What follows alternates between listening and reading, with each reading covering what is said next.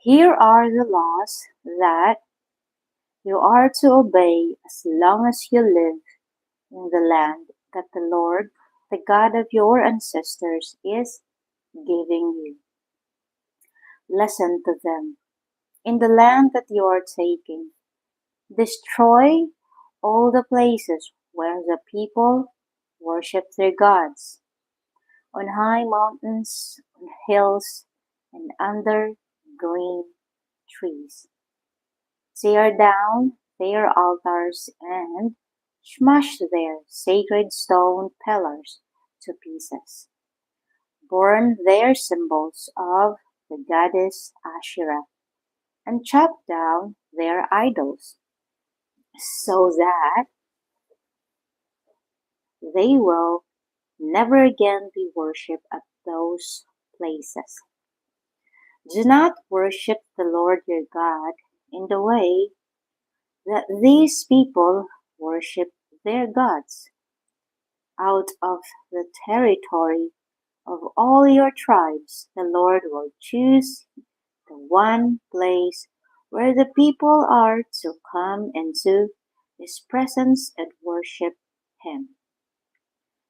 There you are to offer your sacrifices that are to be burned, and your other sacrifices, your sides, and your offerings, the gift that you promised to the Lord, your freewill offerings, and the firstborn of your cattle and sheep. There, in the presence of the Lord your God, you has, who has blessed you, you and your families will eat and enjoy the good things that you have worked for. When that time comes, you must not do as you have been doing. Until now, you have all been worshipping as you please, because you have not yet entered the land that the Lord your God is giving you, where you can live in peace. When you cross the Jordan River, the Lord will let you occupy the land and live there. He will keep you safe from all your enemies, and you will live in peace. The Lord will choose a single place where He is to be worshipped, and there you must bring to Him everything that I have commanded, your sacrifices that are to be burned, and your other sacrifices, your tithes, and your offerings, tithes, and those special gifts that you have promised to the Lord. Be joyful there in His presence together with your children, your servants, and the Levites who live in your towns. Remember that the Levites will have no land of their own. You are not to offer your sacrifices wherever you choose. You must offer them only in the one place that the Lord will choose in the territory of one of your tribes. Only there are ye to offer your sacrifices that are to be burned, and do all the other things that I have commanded you. But you are free to kill and eat your animals wherever you live. You may eat as many as the Lord gives you. All of you, whether ritually clean or unclean, may eat them, just as you would eat the meat of deer or antelope. But you must not eat their blood. You must pour it out on the ground like water. Nothing that you offer to the Lord is to be eaten in the places where you live, neither the tithes of your grain, your wine, or your olive oil, nor the firstborn of your cattle and sheep. The gifts that you promised to the Lord, your freewill offerings or any offer other offerings, You and your children, together with your servants and the Levites who lived in your towns, are to eat these offerings only in the presence of the Lord your God, in the one place of worship chosen by the Lord your God. And and you are to be happy there over everything that you have done. Be sure also not to neglect the Levites as long as you live in your land. When the Lord your God enlarges your territory as he has promised, you may eat meat whenever you want to. If the one place of worship is too far away, then whenever you wish you may kill any of the cattle or sheep that the Lord has given you, and you may eat the meat at home as I have told you. Anyone, ritually clean or unclean, may eat that meat just as he would eat the meat of deer or antelope. Only do not eat meat with blood still in it. Not eat, for the life it is in the blood, and you must not eat the life with the meat. Do not use the blood for food. Instead, pour it out on the ground like water. If you obey this command, the Lord will be pleased, and all will go well for you and your descendants.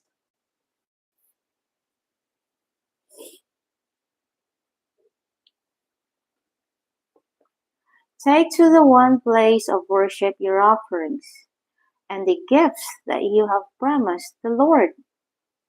Offer there the sacrifices, which are to be completely burned on the Lord's altar. Also offer those sacrifices in which you eat the meat and pour the blood out on the altar. Obey faithfully everything that I have commanded you, and all will go well for you and your descendants forever, because you will be doing what is right and what pleases the Lord your God. Warning against idolatry. The Lord your God will destroy the nations as you invade their land. Sorry. And you will occupy and settle there. After the Lord destroy those nations, make sure that you don't follow their religious practices, because that would be fatal. Don't try to find out how they worship their gods so that you can worship in the same way. Do not worship the Lord your God in the way they worship their gods, for in the worship of their gods they do all disgusting things that the Lord hates. They even sacrifice their children in the fires on their altars. Do everything that I have commanded you. Do not add anything to it or take anything from it. Prophets or interpreters of dreams may promise a miracle or wonder in order to lead you to worship and serve God that you have not worshipped before. Even if what they promise comes true, do not pay any attention to them. The Lord your God is using them to test you, to see if you love the Lord with all your heart. Follow the Lord and honor him, obey him and keep his commands, worship him and be faithful to him. But put to death any interpreters of dreams or prophets that tell you to rebel against the Lord, who rescued you from Egypt, where you were slaves. Such people are evil and are trying to lead you away from the life that the Lord has commanded you to live. They must put to death in order to rid yourselves of this evil.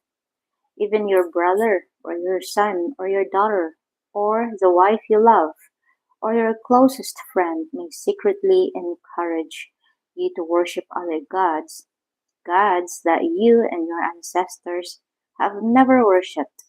Some of them may encourage you to worship the gods of the people who live near you or the gods of those who live far away.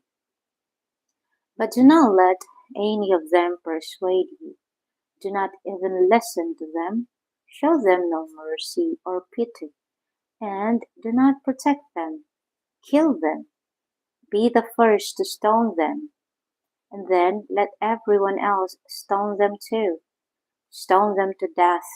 They tried to lead you away from the Lord your God, who rescued you from Egypt, where you were slaves. Then all the people of Israel will hear what happened. They will be afraid, and no one will ever again do such an evil thing. When you are living in the towns that the Lord your God gives you, you may hear that some worthless people or your nation have misled the people of their town to worship gods that you have never worshipped before.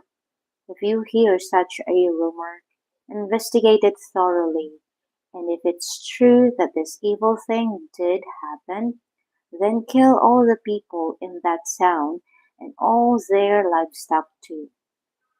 Destroy the town completely. Bring together all the possessions of the people who live there and pile them up in the town square. Then burn the town and everything in it as an offering to the Lord your God. It must be left in ruins forever and be never be again rebuilt. Do not keep yourselves anything that was condemned to destruction, and then the Lord will turn from his fierce anger and show you mercy. He will be merciful to you and make you a numerous people, as he promised your ancestors, if you obey all his commands that I have given you today and do what he requires. Next one is a forbidden mourning practice. You are the people of the Lord your God, so when you mourn for the dead, don't gush yourself or shave the front of your head, as other people do. You belong to the Lord your God. He has chosen you to be his own people from among all the people who live on earth. Next one is clean the unclean animals. Do not eat anything that the Lord has declared unclean. You may eat these animals: cattle, sheep, goats, deer, wild goats or antelopes, any animals that have divided hoofs that also chew the cud. But no animals may be eaten unless they have divided hoofs and also chew the cud.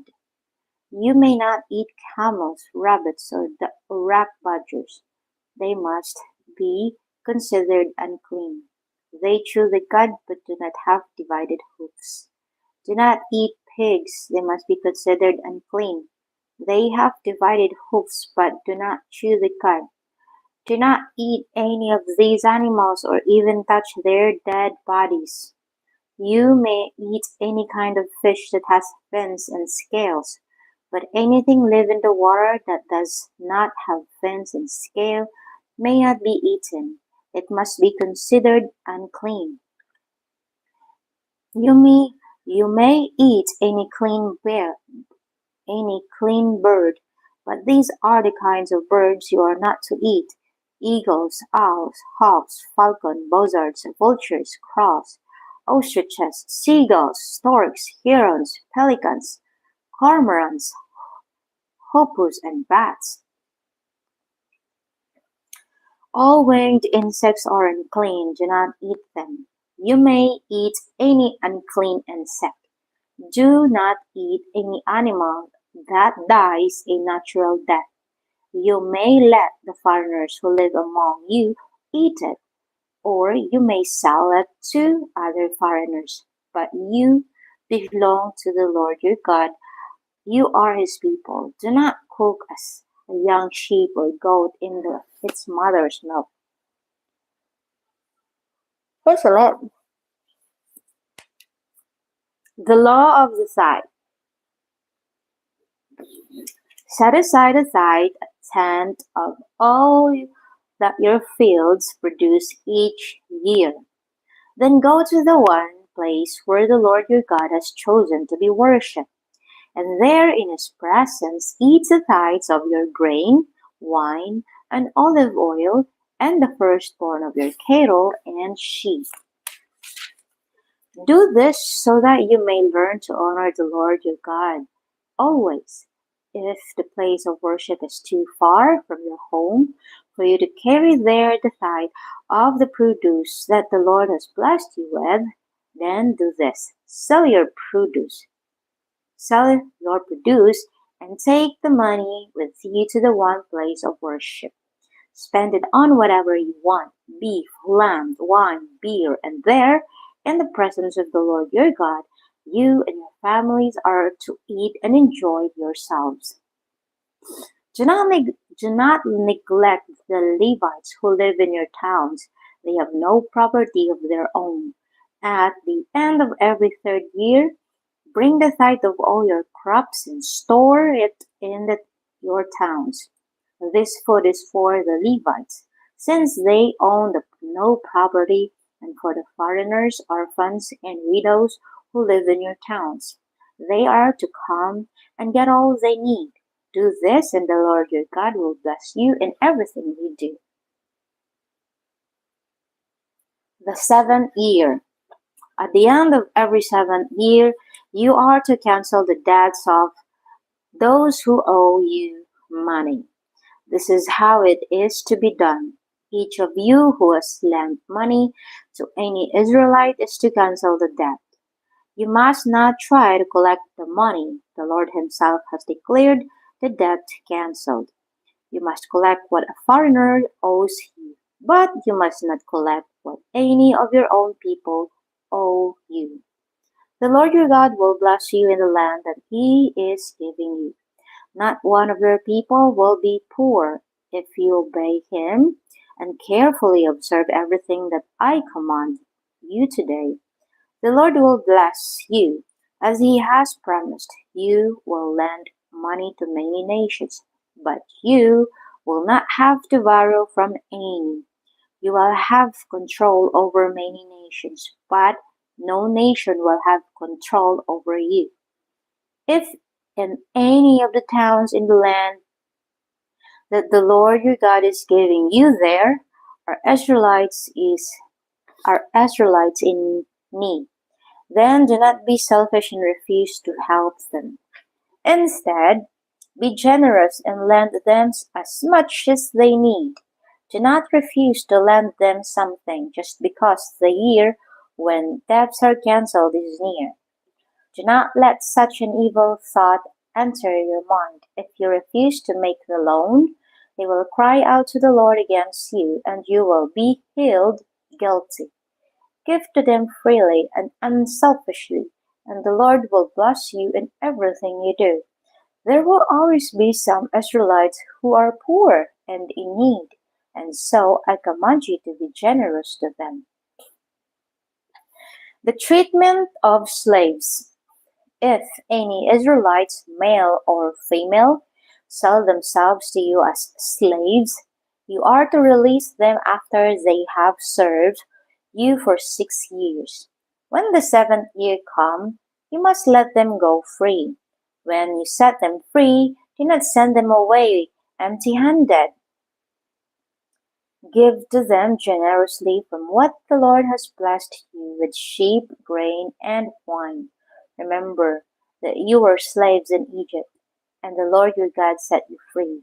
That is why I am now giving you this command. But your slave may not want to leave.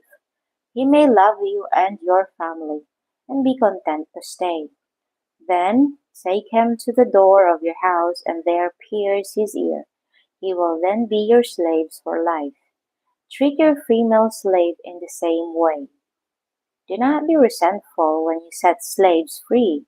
After all, they have served you for 6 years and half the cost of hired servants. Do this, and the Lord your God will bless you in all that you do. The firstborn cattle and sheep. Set aside for the Lord your God all the firstborn. Males of your males of your cattle and sheep. Don't use any of this cattle for work, and don't shear any of these sheep.